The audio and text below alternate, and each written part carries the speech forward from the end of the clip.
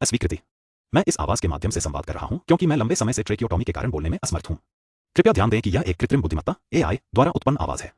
यह संवाद केवल मेरे व्यक्तिगत अनुभव को साझा करने के लिए है और इसे चिकित्सा सलाह के रूप में नहीं लिया जाना चाहिए। मेरी स्थिति के कारण मैं अपनी भावनाओं और विचारों को इस माध्यम से व्यक्त कर रहा हूं। आपकी समझ के लिए धन्यवाद। मैं जब कोमा में था तब सब देख और सुन सकता था। सांस घुटने से आंखों के आगे अंधेरा भी होने लगा। मैं बोलना तो चाहता था स्टाफ को कि इधर भी देख ले, पर शरीर में कोई मूवमेंट नहीं थी। उस दिन बाद ही मेरी आंख सुर्ख लाल हो गई। तब वाइफ ने देखा और डॉक्टर को बुलाया। थैंक यू दोस्तों आपके कमेंट और प्यार के लिए। चलिए आगे की स्टोरी जानते हैं। जी ट्यूब और ट्रैकोस्टमी लगने में 6 तारीख बीत गई और ऐसे ही 7 तारीख भी बीत रही थी कि मुझे हल्का सा होश आया और पाया कि नर्स मेरा यूरिन कैथेटर बदल रही है। उस नर्स की शक्ल मेरी स्कूल की क्लास फ्रेंड से मिलती थी, तो होश आते ही उसकी शक्ल देखी। बस इतना सोचा कि ये यहाँ क्या कर रही है। बस इतना ख्याल आया और फिर बेहोश। अब मेरी आंख अगले दिन यानी 8 तारीख को ही खुली, जब डॉक्टर ने डिस्चार्ज करने के लिए पहले एक अच्छा नर्सिंग स्टाफ रखने को बोला और हॉस्पिटल में 3 या 4 दिन बिताए ताकि पेशेंट की क्या क्या केयर करनी है ये अच्छे से जान ले।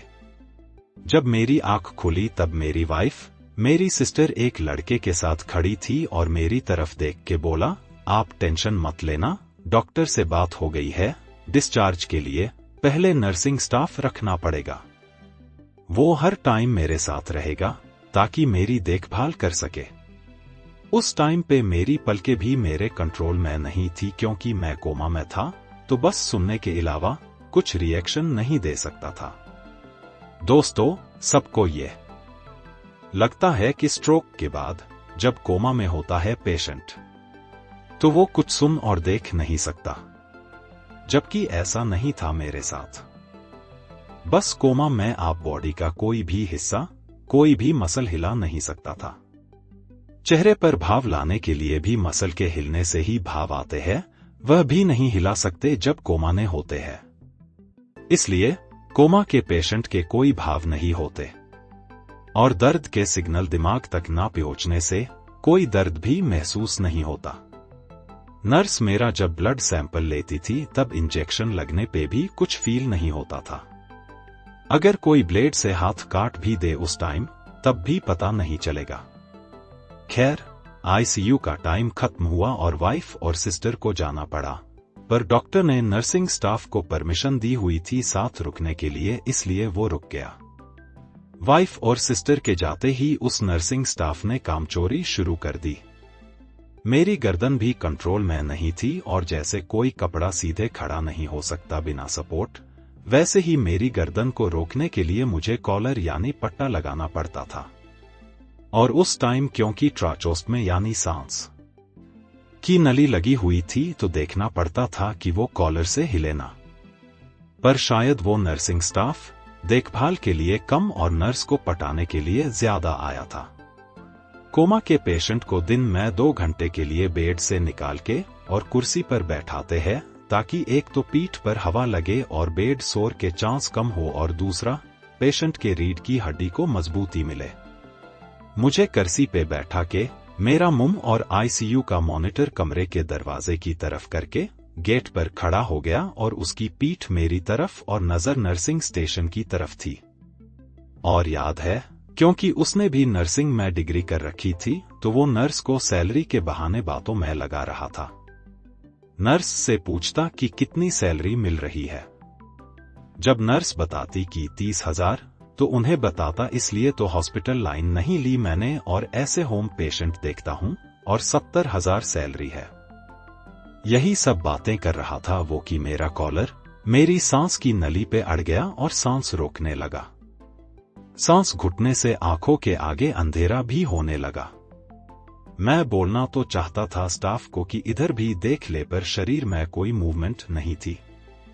उस टाइम मेरे लिए भगवान की तरह एक सीनियर नर्स मेरी रिपोर्ट को नोट करने आती है और मेरे कॉलर पे नजर पड़ गई उसकी तो ठीक कर दिया। तब मेरी सांस में सांस आई। मैं नर्सिंग स्टाफ को डांटना चाहता था पर कोई मूवमेंट ना होने के कारण बस पड़ा रहा एक पुतले की तरह। शाम को जब मिलने का टाइम हुआ और वाइफ आती है तब उन्हें भी बोलना चाहता कि इस स्टाफ ने अभी से लापरवाही स्टार्ट कर दी, पर किस्मत नहीं बता सकता था कुछ। आंखों की पलकें झपका के भी नहीं। ऐसे ही टाइम निकालने लगा और नर्स ने स्टाफ को यह भी सिखाया कि कैसे पाउडर को मिला के सिर्फ 200 मिलीलीटर फीड बनानी है और कुछ भी हो उससे ज्यादा नहीं, और पेट की नली से फीड को कैसे डालना है। ऐसे ही 2 दिन बीते और ज्यादा से ज्यादा टाइम मेरा सोते हुए ही निकलता और सोते वक्त मैं सपनों में जीता। कभी साउथ अफ्रीका के रेगिस्तान में कार की रेस कर रहा, कभी एक कंटेनर में मोटरसाइकिल रेसर्स के साथ बंद, कभी लिफ्ट से ही हॉस्पिटल की इस ब्रांच से आगरा तक लिफ्ट से शिफ्ट हो रहा हो। मतलब अजीब अजीब भ्रम। ऐसे ही 4 दिन बीत गए और 12 तारीख को मुझे आईसीयू से वार्ड में शिफ्ट किया क्योंकि 4 दिन स्टाफ को काम सिखा दिया था। मुझे वार्ड में शिफ्ट करते ही स्टाफ ने लापरवाही दिखा दी और वाइफ को ना पता होने की वजह से उन्होंने भी नोटिस नहीं किया। हुआ ये कि सीलिंग लाइट मेरे सिर के ऊपर ही छत पे लगी हुई थी, क्योंकि मेरी पलकें भी मेरे कंट्रोल में नहीं थी तो मेरी नजर ट्यूबलाइट पे ही टिकी रही। बिना पलक झपके और एक टूक ट्यूब की तरफ भी घंटों तक देखने से मेरी आंख जलने सी लगी। क्योंकि कोई बॉडी मूवमेंट नहीं थी तो ना नजर हटा सकता, ना आंख बंद कर सकता, न सिर हटा के नजर बदल सकता था। एक दिन बाद ही मेरी आंख सुर्ख लाल हो गई। तब वाइफ ने देखा और डॉक्टर को बुलाया। डॉक्टर ने चेक किया और कोई कारण नहीं बताया किसी को, बस एक आंख की ड्रॉप और जेल दे दिया लगाने को। अभी 3 साल बाद भी अगर एक दिन आंख की ड्रॉप ना डालो तो आंख लाल हो जाती है। फिर आती है 14 तारीख, जब मुझे एक ही महीने में 2 दूसरी बार वेंटिलेटर पे लेना पड़ा था और तीसरी बार जिंदगी मिली। पहली जब जन्म हुआ, दूसरी जब स्ट्रोक पड़ा, तीसरी आज जब मरने के बाद जी उठा बेटी के प्यार में।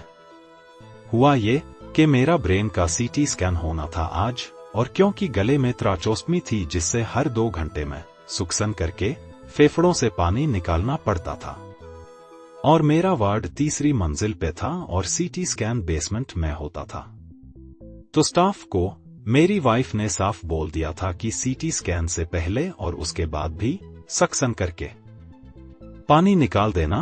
अब मुझे याद नहीं पर मेरी वाइफ ने ही बताया।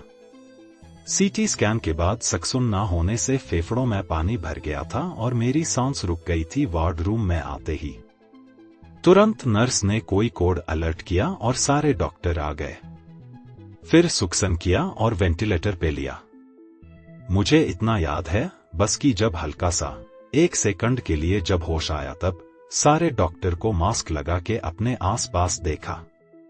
याद रखना कि मेरी बॉडी में कोई भी मूवमेंट नहीं है कोमा की वजह से। बस डॉक्टरों को आसपास देखा और फिर आंखों के आगे अंधेरा छाया। मेरे कानों में आवाज आती है कि डेथ का टाइम 9:15 है। बस चंद पल भर बाद एक रोशनी आती है और मैंने अपनी बेटी को देखा। उसने बोला पापा, और अगले पल में फिर डॉक्टरों का मास्क वाला चेहरा सामने। मुझे फिर 3 दिन तक वेंटिलेटर पे ही रखा। दोस्तों, आगे की कहानी फिर अगली वीडियो में कि जब हाथों में मूवमेंट आती है और सिर्फ एक हाथ काम करता है। बेड सोर कैसे हुए और फिर कैसे ठीक किया। जब मूवमेंट हुई तब 50 ग्राम भी 5 किलो लगता था। 6 महीने बीतने के बाद भी फोन भी नहीं उठाया जाता था। कैसे कोमा के बाद जब हाथ पैर नहीं हिलते थे तब आंखों के इशारे से ही मैसेज देता था। देखने के लिए धन्यवाद।